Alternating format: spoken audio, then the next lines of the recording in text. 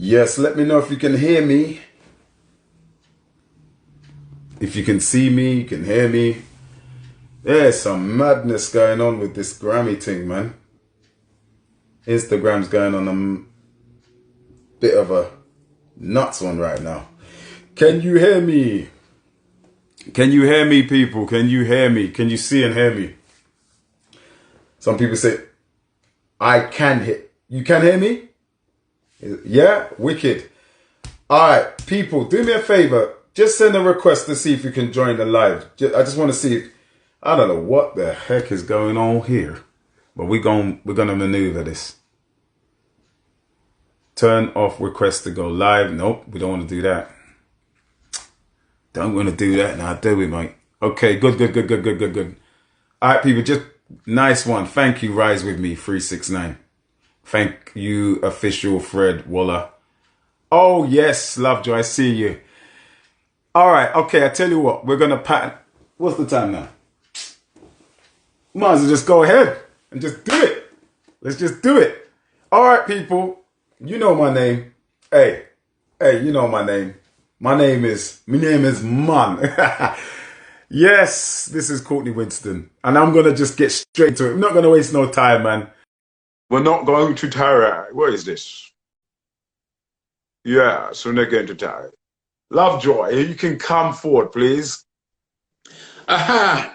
His name's Brother C. His name's Brother C. From South London, the place to be. Kicking it like he's a John Gotti. His favorite alcoholic beverage is Bacardi. He's Courtney to the sea. You know how it's gonna be. Kicking it all day, John Gotti. Let's get into it. Let's get it on, DMX voice. What? So what's popping, my bro?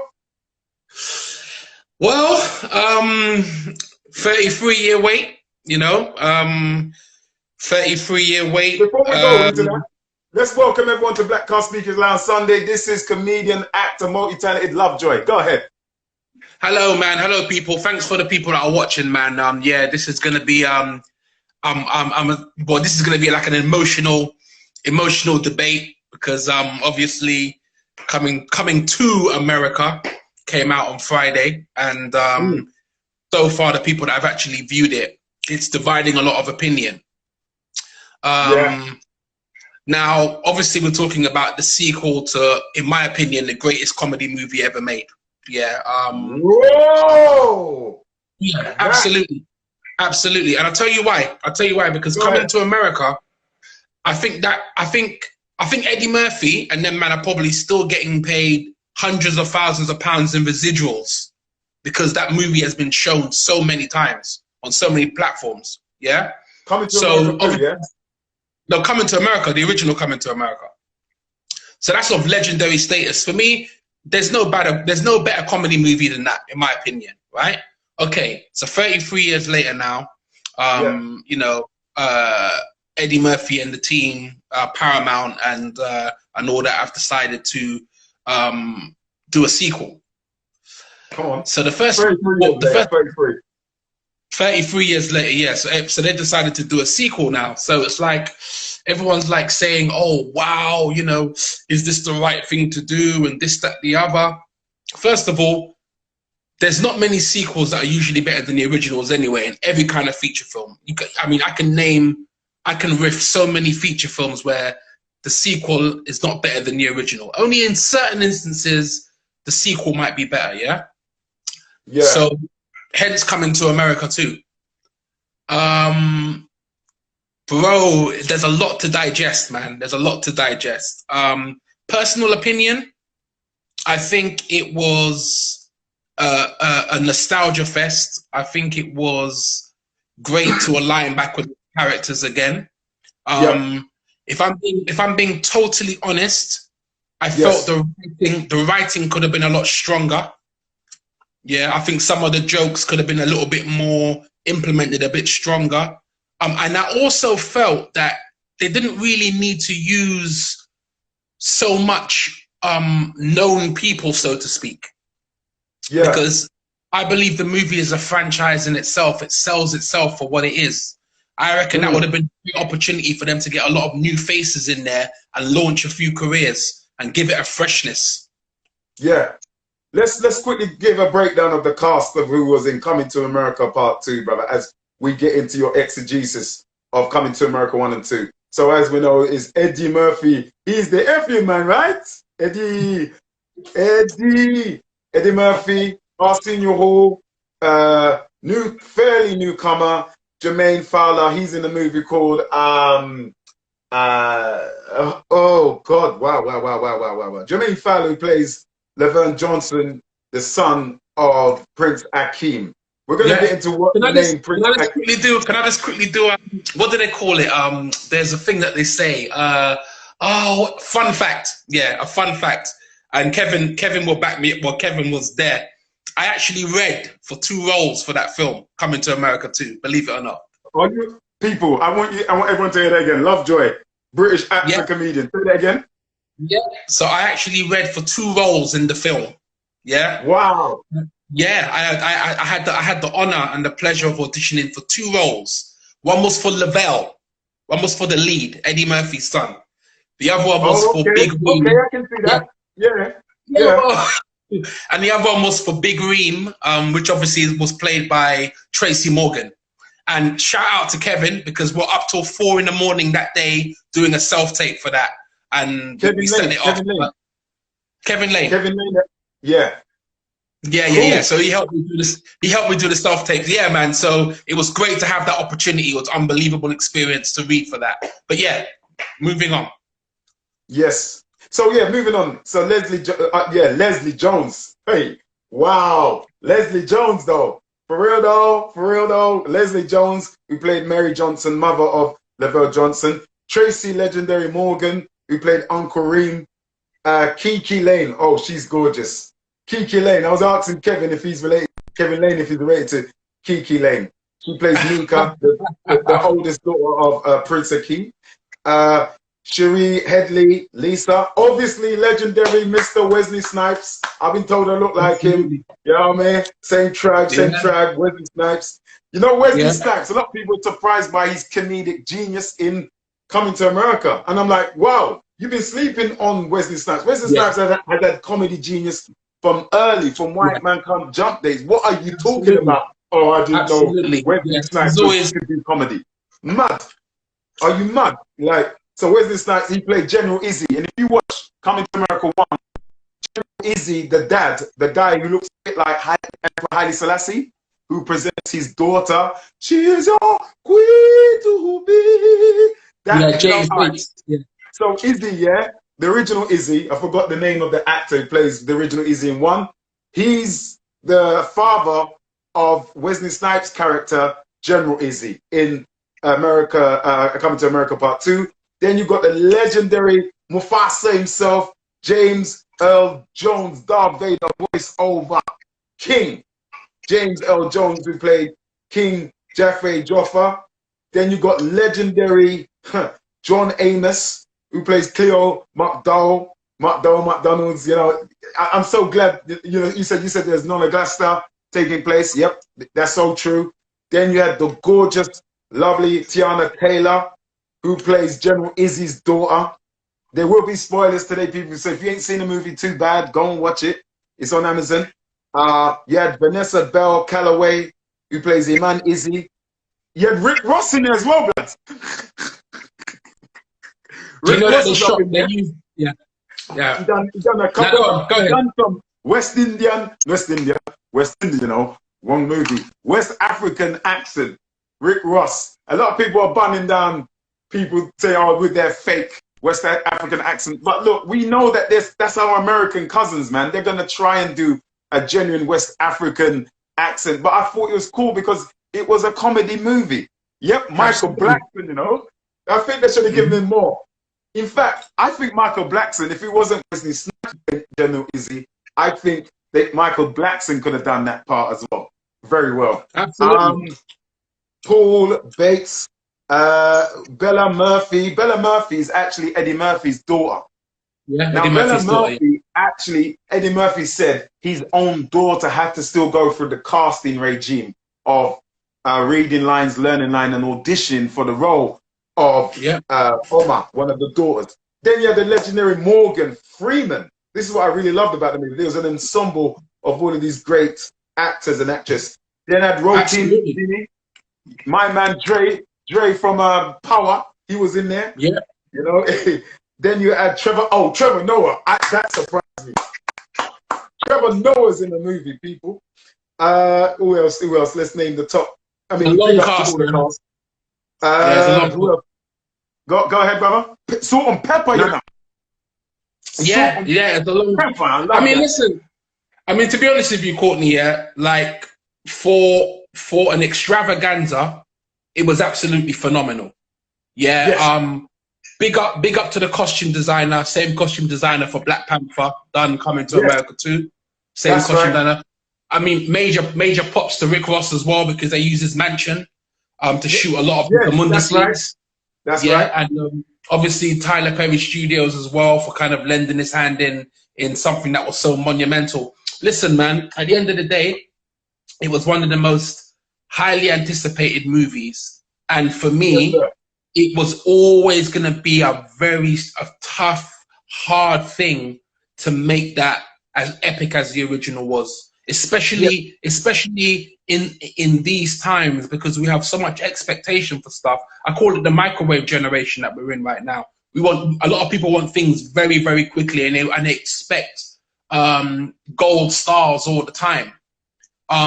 For me, with Coming to America, I liked a lot of how they merged a lot of the old together with the new. I loved, obviously, the callbacks of a lot of the characters and stuff like that.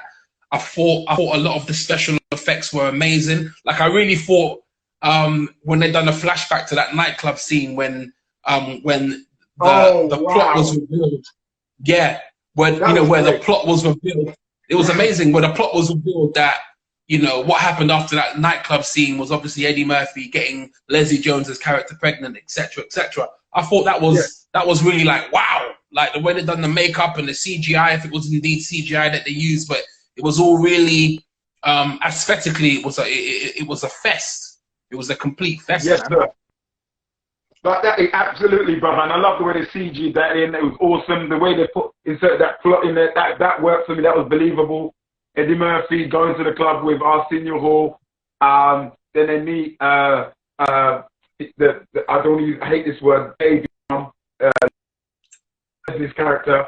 He basically was like, they gave a medicinal to Eddie Murphy's character, Akeem, and he kind of lost his faculty and impregnated her, and then later on the son comes about. I thought that was good. What I loved about the film, I'm going to talk about I love. Yes, Tyler Perry, black man, he's on studio. Rick Ross supported the team. It was an ensemble of black characters, young with the old. The colors of it was beautiful. It was a beautiful depiction of Africa. See, a lot of us will be saying it was a rubbish film, crap, it's pants. I've been seeing all these comments all over social media how it was rubbish. But look, we've got to focus on the best part of it, brother. And I love what you said in terms of how they brought the cast together.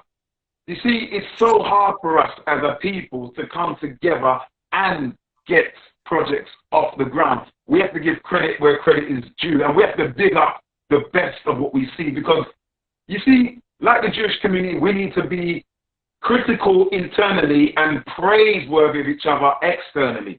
Critical internally, praiseworthy externally. We can't keep putting down our productions out there all the time, because what we're telling the world is, oh, we're not worthy of doing our films. And by the way, a lot of people, they tried to, they were trying to take from Black Panther. No. Did you know that Coming to America 1 was the first real movie where it was an ensemble of black people, black actors they were playing? To be honest, this is what I'm saying, Courtney. It's like a lot. Some people, I think, it's very important to do the back study when it comes to these kind of movies, especially when they use like cultural aesthetics, like African costumes and all these kind of things, and making it authentically African, right? Absolutely, Yeah. I totally agree with you. Coming to America was the first movie that implemented that whole thing. But like I said, the way that the way that a lot of people are geared nowadays is everything is so fast, and everything has to be so perfect, and and sometimes imperfections are what make things interesting. Imperfections are what make things are what makes things better to critique, because we can say, well, Right. in my opinion, this could have been better or that could have been better. But yeah, if you're gonna talk about the general look of it, yeah, I mean, if it's the same costume designer as Black Panther, who in my opinion, done an amazing job. I mean, some of those costumes there was out of this world, out of this world, you know. So yeah, but I think as well, yeah, but I think as well, I think again, it's like, I think for me, yeah, when you have like a franchise as big as Coming to America, right? I don't think there always needs to be a dependency on people who are already big names, so to speak, unless they're the integral characters. Do you know what I'm trying to say? I thought that movie, or if they make anything similar to that in the future, I think it would be really good if they can kind of use a lot of black actors from the diaspora. Get some Nollywood people in there. Get some British actors in there who could do authentic African characters and authentic African ideals and mix it up. Because a lot of those people, especially the Nollywood people now that Hollywood are very interested, they have their fan bases. So that will bring a lot more audience as well. And you're actually giving it more of a freshness, you know?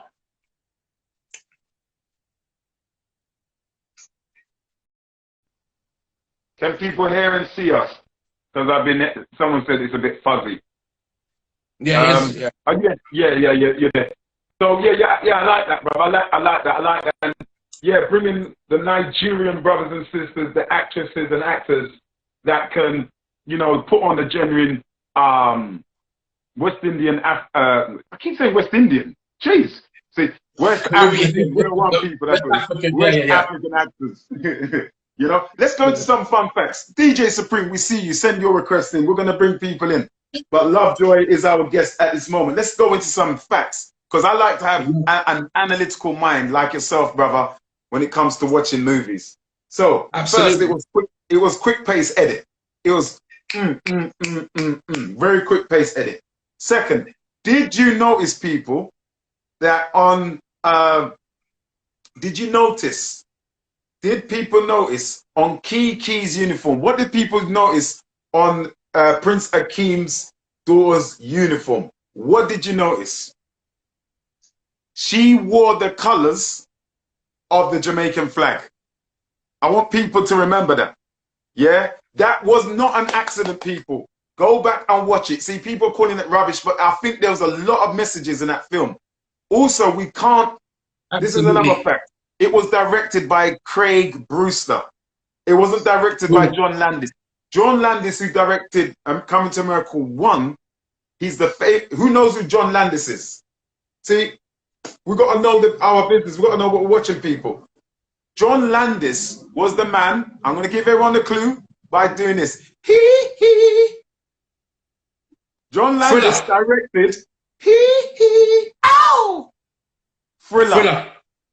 Yeah. Thriller, American Werewolf in London, and many other big top projects. He directed Coming to America 1. Yeah. Craig Brewster directed Coming to America 2. But going back to the American flag, Jamaican flag. Jamaican flag. Yeah. Why did they give her a Jamaican flag costume? That's no accident. Why is it that Eddie Murphy's son, did you notice that the hairstyle he had? What hairstyle did it remind you of? What hairstyle did Eddie Murphy's son? Huh? Killmonger from Black Panther. Killmonger Black Panther. Do you think for 1 second, people watching Black Cast today with my boy, my friend Lovejoy, do you think that that's an accident? This is what I take on it. They put those things in there, and there's so many other things they put in there, is because they're referencing the Africans who are now in the diaspora in the Caribbean. in America who have been cut off from the brothers and sisters of the motherland. It's a reference of we need to reconnect. Look at the character of Eddie Murphy's daughter, who played the daughter of Prince Hakeem. She, spoiler now everyone, she becomes the queen of Zamunda.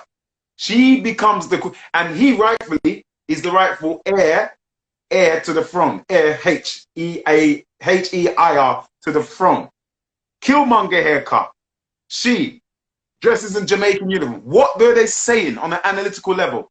They are saying that we who are of Caribbean descent will come back to ourselves, to the knowledge of who we are, and rejoin with our brothers and sisters and take rulership with our brothers and sisters. That is the message. I don't think that's an accident why they had a Killmonger haircut. No, go ahead, bro. It's not. It's a very, very good point. It's a very, very good point, which leads on to what I'm going to say now about how important those factors are these days. And this is the reason why we have so much high expectations, because we as the people are longing to see those representations, and we're longing to see the merger of black people in the Western world and in the diaspora with the traditions of black people in Africa. And I think movies like Coming to America and Black Panther are very, very important aspects in terms of that. But I guess my whole thing is, someone made a really good point about Coming to America, and they said when most people watched Coming to America, we were like 10 years old, 11 years old, on average. I think a lot of us, was about 10 years old, came out about that time. Right. So someone said, well, maybe if we were 10 or 11 years old now, we might look at Coming to America in a different kind of way. We might look at it, yeah. Look what she's wearing. That's Jamaican colors, blatant. Why did you give her that color? What is the message that you're giving to the West Indian brothers and sisters? And what is the message to connect Africa with the Africans in the diaspora? We've got to look deeper, man. Yeah, but to be honest with you, but Courtney, that's a movement that's been happening for a very, very, very long time. Yeah. And what's happening now is a lot of those stories are being told through motion picture, through TV series. So it's very obvious that there's that mechanism has been in effect for a good while now. So long may it continue, because at the end of the day, there are so many stories that need to be told, and comedy is a really great medium to tell a lot of these important stories. And I think that Coming to America too, it done that phenomenally in terms of the representation. I think people just had an issue with the plot line, the story, the writing. Some people said there's a lot of unnecessary cameos in there. There was a lot of underuse of some really talented actors, like Michael Blackson, you mentioned, Lunel, who I think is very funny. I didn't really see her do. She was more or less like a glorified extra in that movie. There was a few people that Lunel, she's an American comedian. Lunel. Again, I thought there was Rodney Perry that I saw there, old school US comic as well. So I thought there was a lot of things that they could have actually made more use of a lot of actors' talents, especially ones that are not super recognizable to a lot of people. Yeah. So again, you got the Killmonger hairstyle. When you watch Coming to America 2, you will see the character Jermaine Fowler sporting and donning the same hairstyle. That's not a coincidence. You know, and I know, Lovejoy, as actors, when we're on film set, everything is done precisely for purpose, not accident. Oh, they're not going to put cushions or color schemes in a certain place without putting a message. When you watch Avatar, you know Avatar's talking about Africa, man. You can see the Kenyan flag, the Jamaican flag, the Trinidadian flag. It's there for a purpose. Everything is, because the backbone to a lot of these cultural things are Africa. They're the backbone to a lot of these things and a lot of these stories. And I think that we're at a moment in time now where politically and socially, these things are almost imperative. When you make projects, it's imperative to have a message. It's absolutely imperative to have a message. You get me? So yeah, I think like I said, going back to Coming to America too, lots of mixed reviews about it. Someone said it was like Marmite, you either like it or you hate it. I can definitely get that logic. I can see why people might have reservations about it. I can see why people might really love it. You know, to me, I thought there was really good points. I thought there was really high moments of the film, and I thought there were some things that could have been done better. But comedy is a very subjective thing, and we always look for improvement. We always look for something. But at the end of the day, as time goes on, and Coming to America 2 gets played and played and played and played and played well into the future, people might be like, well, actually, you know what I mean? Some people might, because, you know, because the thing about the original Coming to America, so I'll just quickly say this. The thing about the original Coming to America was it wasn't really a mega hit from the very beginning, you know? It done well. Yes, it done well. Everybody wait up, man. I'm going to bring you in. Lovejoy's talking right now. Thank you for all of your enthusiasm. We're going to let you in. Carry on, Lovejoy. Sorry. Yeah. It done well, but I think that Coming to America gathered its legendary status over the course of time. Yes, sir. Yes, sir.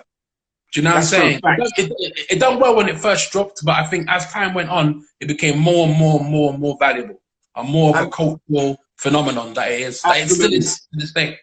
Absolutely. I want to say this as well, man. And I'm the reason I'm going to big it up. Yes, there's things that we can improve on, but I have to big it up because that imagery, someone said, Africa don't look like that. I'm going to have to respectfully disagree. Even if Africa don't look like that, but I have to disagree. If we know our history about the richest and wealthiest man that ever lived on this planet, I want to know if you people know your history, black people and white people, because black history is white history as well. So I want to know if all of you know your history. Who was the wealthiest man on this planet, people? There's a man from Mali. Go on. He's from Mali. Don't tell them, Lovejoy. I know you know. I know you know. Can I just quickly say something, yeah? Go ahead. I've been to 6 African countries, yeah? And I've been to many different parts, many varied parts of Africa and stuff like that. Yeah. Believe you me, bro, you can go to Ghana, you can go to parts of Abuja, you can go to Zanzibar, many places in Africa, and it will have a very similar aesthetic to what Zamunda has. Yes, it's an exaggeration. Yes, it's a bigger kind of thing, but aesthetically, you go to many African countries and you would see that kind of backdrop in many of the affluent parts of Africa. Believe me. Check this out, Lovejoy. Very true. The richest man on the planet was a man called Mansa Musa from Mali, Timbuktu. He had the biggest and oldest library. His gold would destroy the whole economy. Black man called Mansa Musa. Now, when you look at Eddie Murphy, a lot of people think, yeah, he's a comedian. He swears, Eddie Murphy raw, and he evolved. Remember, his #1 mentor in comedy was who? Eddie Murphy's #1 mentor was Richard Pryor. Now, Richard Pryor, yeah, he did his madnesses and all that. #1 comedian, godfather of comedy. But Richard Pryor went to Africa, Egypt, Africa. Remember, Egypt's in Africa. And he discovered a lot of stuff about our ancestry. And Richard Pryor was changing and evolving. And Eddie Murphy was learning from Richard Pryor. You know, them man, just because you see them cussing bad words on screen and F a mother, F a that, they know stuff. They know stuff. See, the thing is, Eddie Murphy wrote the story, not the script, but the story of Coming to America. I believe Prince Hakeem resembles and represents Mansa Musa. I believe he's given references to it. You look at the image. Can I just say something quickly? Sorry to cut you quickly, yeah? What you're saying, yeah, is very, very true. I mean, as an actor and as someone who's written scripts and had to research various things, yeah, before you've even written dialogue, yeah, you already have to have a notion and you have to have preconceived ideas of what you're going to be doing, preconceived visual representations and artifacts that you have to put in there before you've even put pen to paper. You need to know. It's almost like you paint a picture before you've even done the writing. That's what all great filmmakers do, and that's how you get the authenticity. This is the reason why Black Panther, for example, was so monumental, because you can tell that the research was done. There were many historical things that were done. Some of the tribal costumes that they were wearing, some of them resembled, Senegalese costumes. Some of them resembled Northern Nigerian costumes. Some of them resembled Southern African representation, visual cultural representation.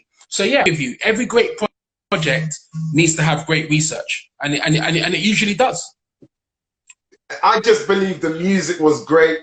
seeing all of our elders and our youngers in that film together, uniting the old and the young together. I know, guys, that a lot of us are saying it wasn't all that, wasn't as good as the first one. Look beyond that. There's a story for us. There's a story for the younger ones and the older ones. Bring them together. Kill that Willie Lynch thing, the divide and rule. There's a story about there's colorism story as well. I don't know if people got that, but Eddie was really trying to get up to that as well. Yeah, Eddie Murphy was showing how much he's grown. Yeah, listen. Also, again, there's a story of uniting the diaspora with the continent and healing the wounds, the Killmonger wounds of those in the diaspora, reconnecting them back to motherland. We are one people. One of the main. I don't do this. Go ahead. Yeah, and actually, and I'll just say this so other people can get on and get a chance to put in their 2 cents. Yeah. Yeah, people. Definitely. All of these things that we're seeing being created before us, all of this black cinema, if you want to call it black cinema, I call it cinema. Yeah. The importance of it is it's showing the world and it's showing a lot of people that these things can be made. These things have a place. These things are popular. These things are in demand. So as actors, male and female actors, all ages, black, white, wherever you're from, you know that it's very possible now for many of our stories to be told. There's people that are interested in making these stories. There's people that are interested in seeing these things evolve. And personally, yeah, I've literally been on that creative grind, like relentlessly throughout this whole lockdown period, creating, developing, and looking to go out and pitch. Because as far as I'm concerned, there is no greater time than now. No absolutely, brother. Time than now. And historically, you're so right, because that's what I'm saying, people. Know your history, man. People, get to know your history. See, I keep when I'm talking and when Lovejoy's talking, we're not talking nonsense. We're reference people out here. We've got to know. We can't, but we can't be dumb, uninformed actors today. We got to know our black history. You've got to know your identity. Eddie Murphy knows who he is. Guess what? Wesley Snipes, General Azizi, the way he's doing that walk. Hold on, I've got to do the walk. Oh, actually, sorry. I've got to do the walk. Hold on. Did you see the walk though? What Wesley Snipes done, bro? No, come on, man. He was like, no, bro. The man was like, do you know what? Yeah, no. I'm gonna say something. Yeah, I'm gonna say something. Yeah, before I go, because I've got other people. Go ahead. I have to have a chance before I go. Yeah, it's definitely about creating. It's definitely about empowering. It's definitely about producing stuff. But can I just say? Yes, sir. And this is homage to Wesley Snipes here. Yeah, I love Wesley Snipes. All right, I'm one of those actors. Even though people probably will primarily see me as a comedian. Yeah, this with you. There was a lot more to me than just comedy. And what I liked about what Wesley Snipes, what I like about people like Wesley Snipes and Jamie Foxx, for example, is their ability to be versatile and show people this whole acting thing.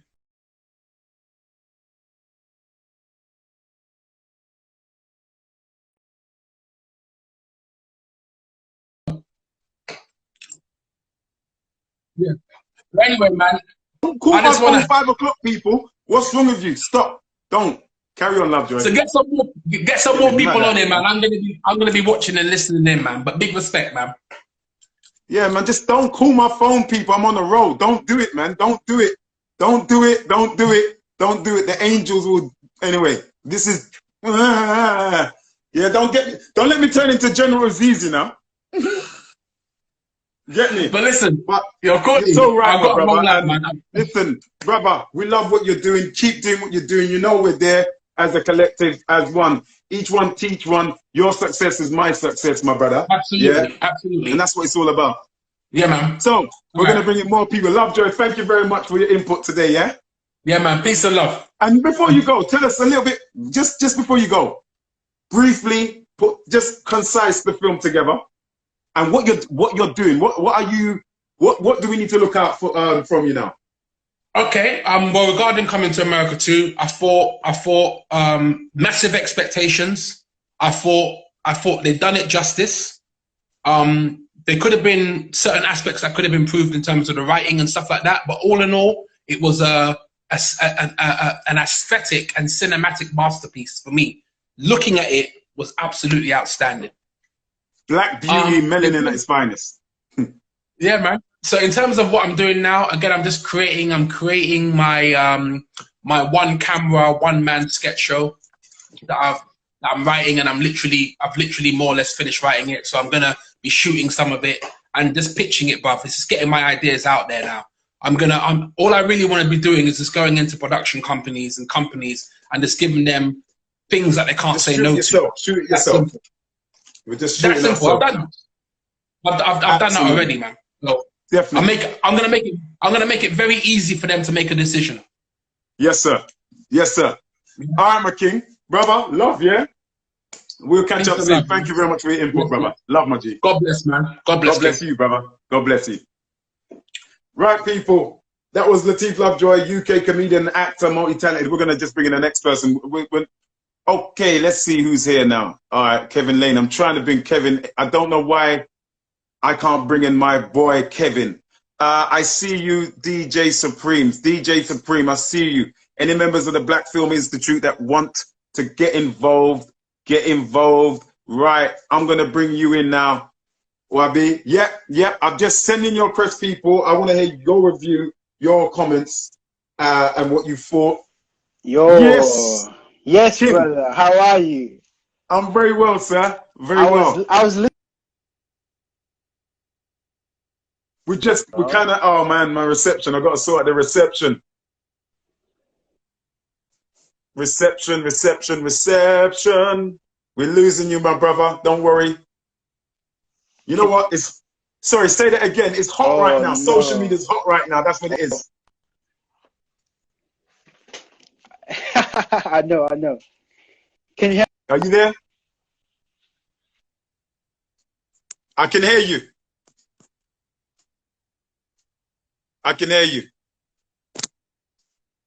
Oh man, we're kind of losing reception. Brother, I'm going to bring you back in. I'm going to see if it works. I'm going to switch you in and out again, yeah? All right? That's Brother Wobblus. Brother Wobblus, try again. I'm so sorry, people. Oh, that's why we're switching over to Zoom real soon. We're going to stay on these platforms, but Zoom, man, it's, you know what I mean? So we're going to bring you in again, sir. Rayshell. Oh, my God, I haven't seen Rayshell. Oh, my God, I've got to bring him. Oh, man, this brother. We've got to bring him in. I've got to bring you in. There's no request button for certain, man. I don't know why. Raysh, oh my God. I bow to you, brother. I bow to you. Yeah, man. Greetings from, I thought you were one of my students. How you doing, man? People, this man, Rayshell, is a legend. Stop it. Actor, director, oh, writer. You know, it's so deep. I just had a phone call from Lee Daniels. Wow. Lee Daniels, yeah? Yeah. Can you hear me, brother? Yeah, well, I just got to work. Yeah, I just got to working with him in the United States versus Billie Holiday with Andra Day, which was amazing. If you haven't seen the film, please see it. Forget what the critics say. They don't like black people. But it was a masterpiece. I learned a lot from working with Lee. He just told me today that he's got put out an offer with an actor called Yaya. I can't think of his last name. Yaya. To play Cornelius in my first book, Ice. So I'm here in Wilson, North Carolina with my family. I come back here when my mom passed away. So that's why I haven't been back in London. I'm supposed to be back in beginning of this year. Our condolences, brother. Our condolences on behalf of everyone here on this platform.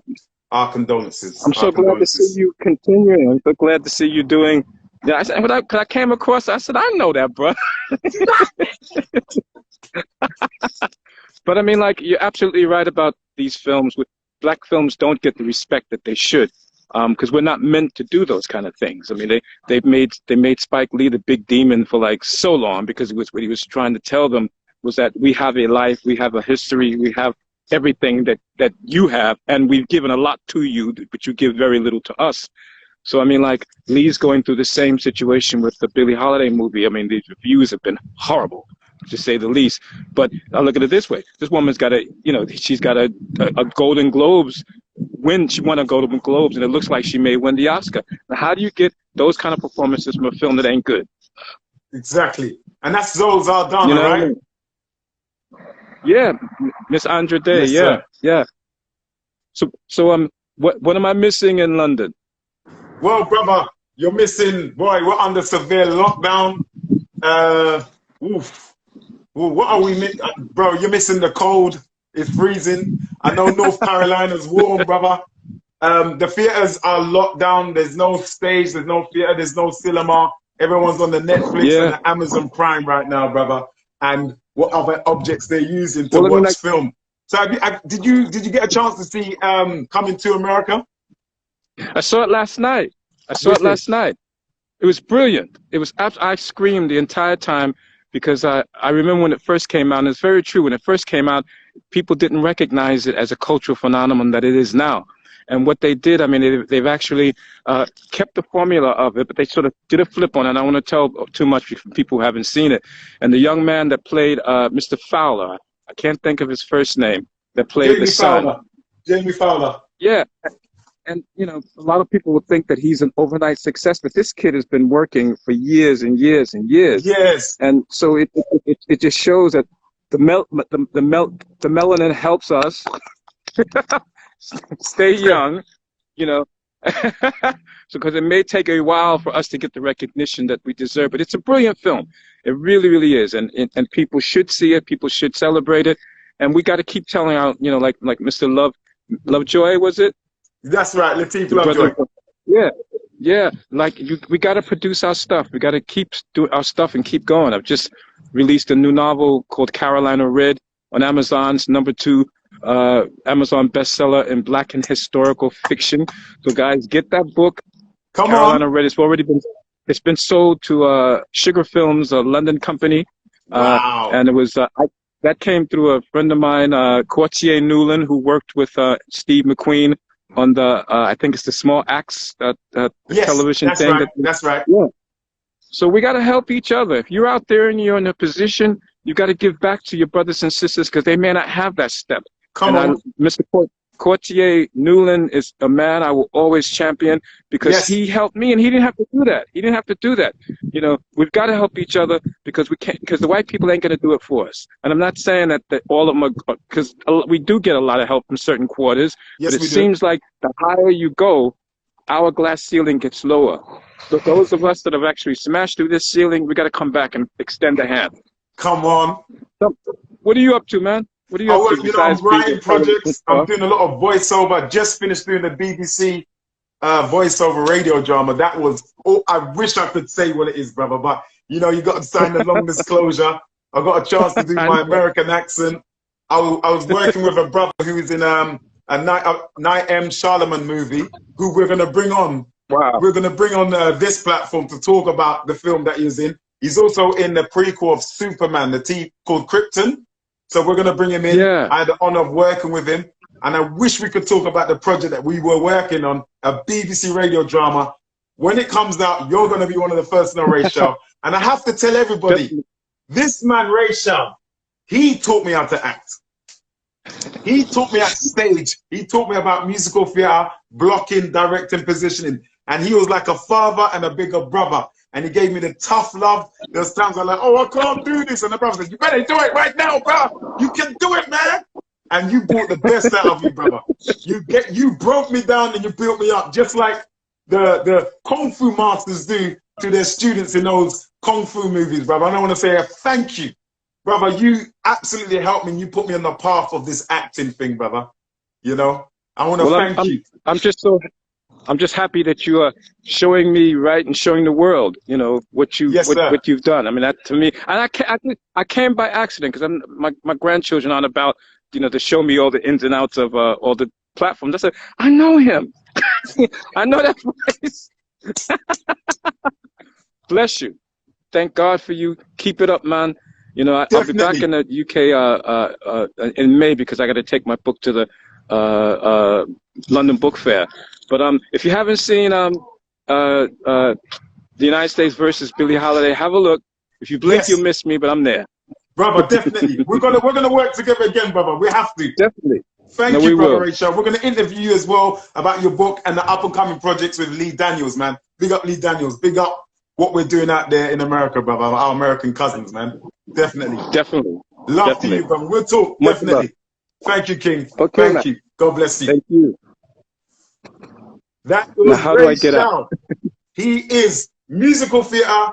He was in Starlight Express, West End Productions and shows. Jamie, I'm gonna block you. I'm gonna block you. I'm not even giving you no more chances, Jamie. You're ops right now. You need to come off. I'm gonna block you. But people, what we're gonna do, because I'm having a few technical issues and I wanna sort out that troll there. We're gonna come back on in a moment. That was Rayshell, that was Lovejoy, and we want to bring you on, yeah, you, in the next few minutes. So be with me, join with me, part two. And I'm gonna add my people, them Supreme, DJ Supreme, and Kevin Lane. You know what we might do? I think I'm gonna switch channels. So people, switch on this, yeah. Switch on my personal channel because you know what? There's just too much. There's too much technicalities going on, and so to the brother that wanted to join in before, Jamie Ledge Roach, I want you in on my other platform, Courtney Winston, Kevin Lane. We're gonna try my other platform, and the other brother that came in. Whoop. Yes, brother, follow me on that. People, follow me on Courtney Winston, my other social media, well, the other Instagram page, because, yeah, go away, Jamie. We don't care about you, man. Go, because we tried to help you last week, and now you're taking a piss, but we don't care about you. Everybody ignore her. She's a troll. You know, she needs to sort her life out, man. So we're not even penning you no more. We don't care. We just say, God bless you. We keep it moving. Yeah? But we're talking about coming to America, people. Coming to America. Coming to America. So follow that page. Apart from Jamie, everyone, follow that page. And we're going to continue this part two on Courtney Winston. Courtney_Winston. Everyone else except the trolls. I'm about, one bolos. Follow me on that page. Courtney Winston, yeah? Follow me. You know what? Shall we just try you out on this one? But everyone, go follow the Courtney Winston page right now so we can continue this. We don't want to make it too long today. It is Sunday. Yeah? Follow that one, Courtney Winston, handsome guy with a hat. See me on there, yeah? So I'm going to lock off this one, and we're going to get all the other guests, DJ Supreme, Kevin Lane, and everyone else. This is Black Calf's Speakers Lounge, part one of the film review of Coming to America. Love you. Peace.